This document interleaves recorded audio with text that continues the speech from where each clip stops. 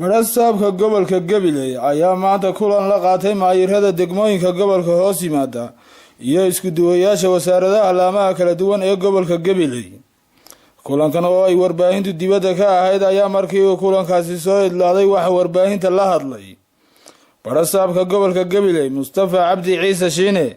maayirka degmada Gabiley Maxamed Amin Cumar Cabdi, gudoomiyaha jaamacadda Timacade Professor Magan. shir socon doona 2 maalmood oo ka dhici doona jaamacadda Timacade ee gobolka Gabiley oo laga hadli doono si aan u dhameystir lahayn una diyaarin lahayn barnaamijka qorshaha horumarinta gobolka ee 3 sano ee soo socota 2016 17 18 ujeedada shirkaasina waxay inaan u sii gobol xadno waxaan iska sii niraano una sii diyaar garowno shirka inuu ku sameyn doono qorshe sanadeedka ee 3 sano ee soo socota sabtida iyo hadda socon doona.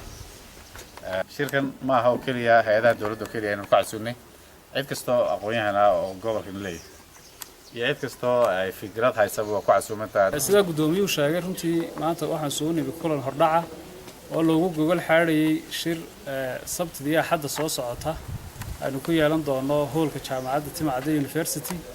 oo laga wada hadli doono qorshaha 3 sano ee soo socda. runtii maadaama sanad dhamaaday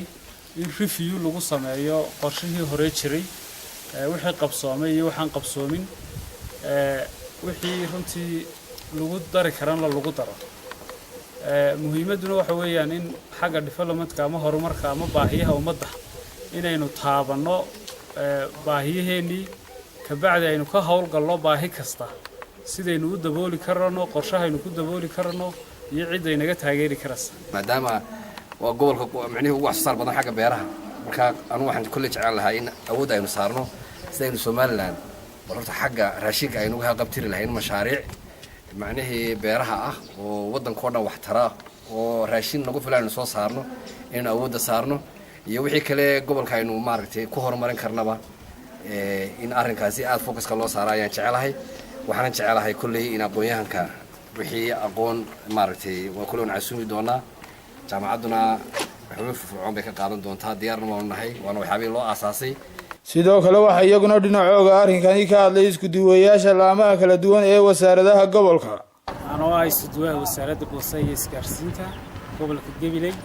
kuna hadlaya afka isku duwayaasha gobolka Gabiley waxaan soo dhaweynayaa shirka badhassabku horkacayo iyo gudoomiyaha degmadu waana qorshe wanaagsan oo ku saabsan. Cabdirashiid Saleebaan Muuse, Cabdirashiid Balgoray,